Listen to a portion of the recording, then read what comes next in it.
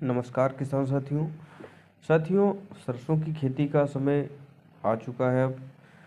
अब हमारे सामने बहुत सी समस्याएं ये रहती हैं कि हमारे खेतों में पानी की दशा अच्छी नहीं होती है या फिर हमारे खेतों में जो मिट्टी होती है ये सभी जगह पर खेती के अनुकूल नहीं मिलती है। किसान साथियों, एक अच्छी पैदावार लेने के लिए मिट्टी का बहुत अच्छा होना बहुत ही ज़रूरी होता है और उसके साथ साथ में ये ज़रूरी होता है कि हम लोग समय से खेत पर बुआई कर पाएँ, अच्छी खाद दे पाएँ समय से, तो हमारा एक उत्पादन जो प्राप्त होता है ये अच्छा प्राप्त होता है। किसान साथियों, इसी के संबंध में हम लोग जानने वाले हैं कि जिन जिन दशाओं में हम लोग खेती करते हैं सरसों की, उनमें भी काफ़ी सारी दिक्कतें रहती हैं। तो उनमें हम लोग कौन कौन सी बातों का विशेष रूप से ध्यान रख करके अपनी फसल की पैदावार को अच्छी कर पाएंगे और एक अच्छी पैदावार हम लोग प्राप्त कर पाएंगे। किसान भाइयों, तो सबसे पहले जो सरसों की बुआई का समय है, इस समय को लेकर के बहुत से किसान चिंतित रहते हैं। कुछ वैरायटियां होती हैं ऐसी जो अगेती वैरायटियां अच्छी रहती हैं या फिर कुछ वैरायटियां हैं जो पछेती में अच्छी रहती हैं। इनमें बहुत से सवाल हमारे मन में भी उत्पन्न होते रहते हैं कि हम लोग क्या करें कि कोई गलती ना हो और हमारी फसल अच्छी प्राप्त हो। किसान साथियों, समय के बारे में बात करें तो सरसों की खेती के लिए जो अनुकूल समय रहता है वो सबसे अच्छा समय जो माना जाता है वो 10 सितंबर से लेकर के 25 सितंबर तक अच्छा रहता है। ये सबसे अच्छा समय रहता है सरसों की खेती के लिए।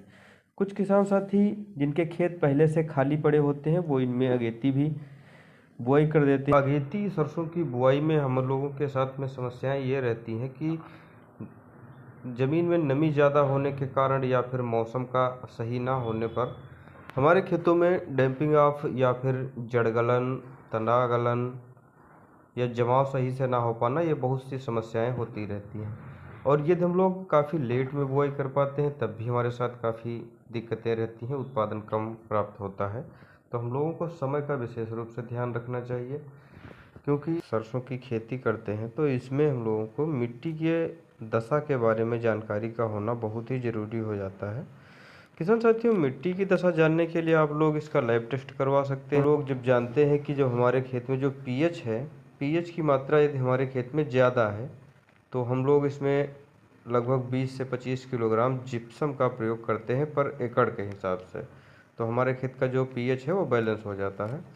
यदि हम लोगों के खेत में कम पीएच की मात्रा प्राप्त होती है तो उसमें हम लोग लगभग 1.5 से 2 किलोग्राम बुझा हुआ चूना, जो आसानी से प्राप्त हो जाता है, इसको हम लोग खेत में प्रयोग करते हैं, जिससे हमारे खेत की जो मिट्टी है वो बैलेंस हो जाती है, जो उपजाऊ बन जाती है।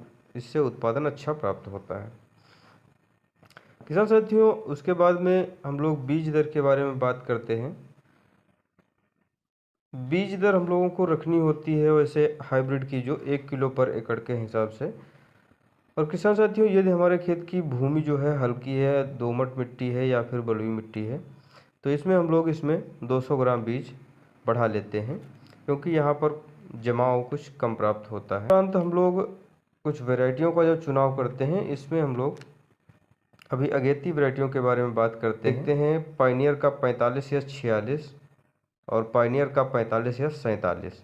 ये दोनों वैरायटियाँ अगेती पछेती दोनों में जुड़ती हैं। इसके बाद में सबसे अच्छी वैरायटी आती है एडवांटा की 414 और श्री राम की 1666 और क्रिस्टल का 5222। ये वैरायटियाँ अच्छी हैं और ये वैरायटियाँ आप लोग अगेती और पछेती दोनों में बुआई कर सकते हैं। किसान साथियों, इन बीजों को बुआई से पूर्व हम लोगों को सीड ट्रीटमेंट करना बहुत ही ज़रूरी होता है, क्योंकि बहुत से रोग जो होते हैं सीड ट्रीटमेंट से ख़त्म हो जाते हैं यदि हम लोग बीज उपचार करते हैं, तो जिसमें जो कीट हैं या फिर कुछ फंगस जनित बीमारियां हैं वो लगने की संभावना बहुत ही कम हो जाती है। तो सीड ट्रीटमेंट में आप लोगों को लेना है इमिडाक्लोपिड और साफ फंजीसाइड, या फिर इससे काफ़ी अच्छे भी फंजीसाइड हैं, उनको भी हम लोग ले सकते हैं।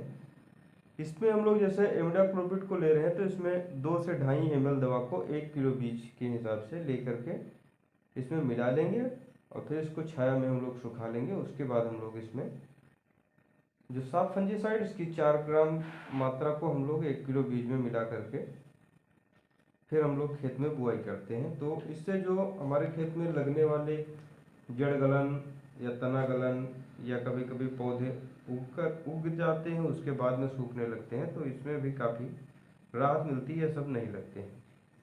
किसान साथियों, फसल की अच्छी उत्पादन प्राप्त करने के लिए हम लोग बुआई करते हैं तो इसमें हमारे खेत की जुताई अच्छी होनी चाहिए, खेत की तैयारी अच्छी होनी चाहिए। किसान साथियों, इसमें हम लोग गहरी जुताई जरूर करते हैं क्योंकि सरसों की जो भी वैरायटियां हैं इनमें जड़ जितनी लंबी होती है हमारा पौधा उतना अच्छा रहता है। और यदि हम लोग इसकी उथली जुताई करके सरसों को बुआई कर देते हैं तो जड़ें अधिक लंबाई तक नहीं जा पाती हैं, जिसके उपरांत किसान साथियों जब हमारा पौधा उत्पादन देने वाला होता है, ऊपर जब इस पर भार ज़्यादा बढ़ता है तो पौधा हमारा गिर जाता है, जो उत्पादन में कमी ला देता है। और इसी जुताई के साथ में यदि आप लोग इसमें गोबर की खाद डालते हैं तो आप लोग इसमें गहरी जुताई के समय ही डाल दिया करें। किसान साथियों, सिंचाई की सुविधा के अनुसार मेड़ बना करके आप लोग बुआई कर सकते हैं या छिड़काव विधि के हिसाब से बुआई कर सकते हैं। फिर खेतों में ऊंचा नीची ज़्यादा रहती है, पानी सिंचाई की व्यवस्था के अनुसार हम लोग देख करके इसको, यदि क्यारियों में हम लोग बुआई करते हैं तो उत्पादन हम लोगों को ज़्यादा प्राप्त होता है छिड़काव विधि की अपेक्षा में। यदि हम लोग कतारों में बुआई करते हैं तो हम लोगों को लगभग एक फीट पर इसकी लाइन रखनी होती है और आधा फीट पर इसकी जो पौध से पौध की दूरी रखनी होती है। किसान साथियों, जो इनके हाइब्रिड वैरायटियों के जो पौधे होते हैं ये बढ़ते ज़्यादा हैं, इनकी शाखाएं भी ज़्यादा होती हैं, तो इसमें हम लोगों को कोई दिक्कत ना हो, इसलिए पौधों को अच्छा वातावरण, धूप मिल पाए या फिर उनको पर्याप्त हवा का संचार मिल पाए जिससे अच्छा हो। बुआई के बाद किसान साथियों हम लोगों को ध्यान देना होता है कि इसमें जो खरपतवार उगने की जो संभावना होती है इसमें हम लोग पेंडामिथिलिन का प्रयोग करते हैं बुआई के 72 घंटे के अंदर। तो उसमें हम लोगों को पेंडामिथिलिन का छिड़काव डाल देना होता है।